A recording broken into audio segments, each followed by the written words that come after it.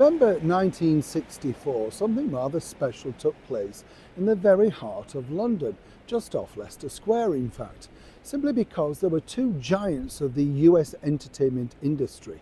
The first was none other than the celebrated chat show host Jack Paar. Now I've got to be honest chums, over here in the United Kingdom, particularly for me, I was very interested in all of those chat show hosts. But of course Johnny Carson was the name that everybody knew.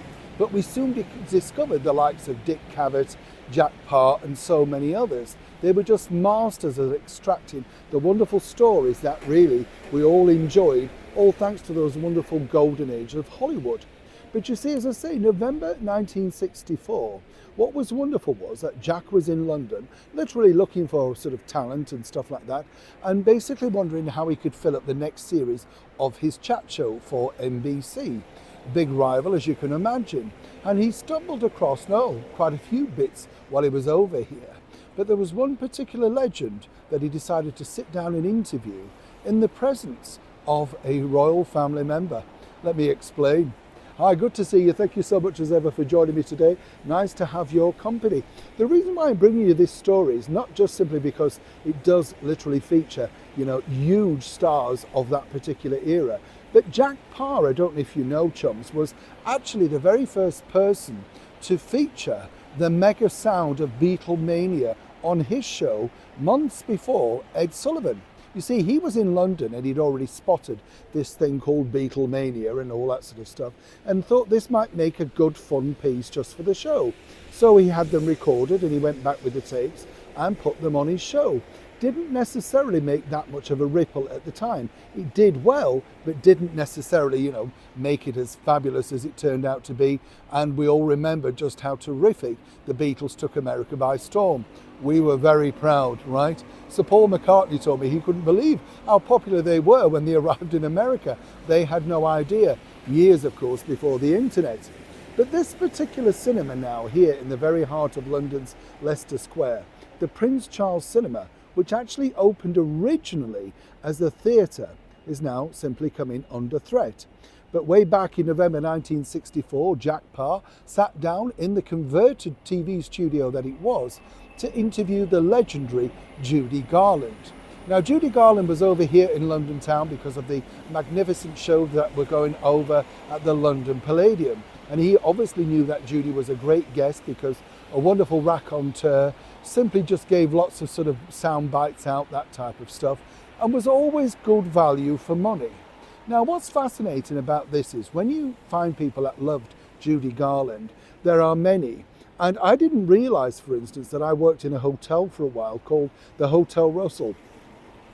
Now, I didn't realise that I worked in a hotel for a while called the Hotel Russell way back in the days. And this really had an amazing Judy Garland connection because it was here that her fan club met and she turned up one day unexpectedly without fanfare simply to come along and say hello and gave something of an impromptu concert. Incredible, isn't it, when you think you wouldn't get celebrities like that now? Now, this theatre, as I say, is a must visit for all Garland fans. It's a very, very successful cinema. But sadly, like so many things with great, traditions of our entertainment era, it's threatened with closure, literally in 6 months. The council over here have decided to act upon a break clause, which means that this Prince Charles Cinema, which does everything, let me tell you, from silent movie screenings to sing-along shows, all of that sort of stuff, well, sadly, it could be no more. Now, as I say, what's interesting is when Jack Paar came over here and decided to use the cinema, the theatre at that time, to do the sit-down with Judy and other guests, well, in the audience, very discreetly, and there to lend support, was none other than Princess Margaret. Huge Judy Garland fan. They'd met behind the scenes originally many years ago, of course, at the Royal Varieties, but then became friends, all thanks to her, Princess Margaret, visiting Danny LaRue's club and Winston's in Mayfair in the very heart of the swinging 60s. This was because Danny's club was the place to go for anybody who liked an after-hours drink and some sensational, if not saucy, cabaret. Judy knew, as did Jack Paar, that Princess Margaret was in the audience and was buoyed on by this. Jack Paar couldn't quite believe it, that a royal was literally in his audience, but she didn't want to be sort of highlighted, mentioned, or indeed come up on the stage because she didn't want to have the shine taken of what she described as the greatest woman in the world of show business. Now, it's a shame to think, isn't it, that there's no plaque, there's no mention, and not many people know that that happened way back all those years ago. And once it goes, it's truly gone.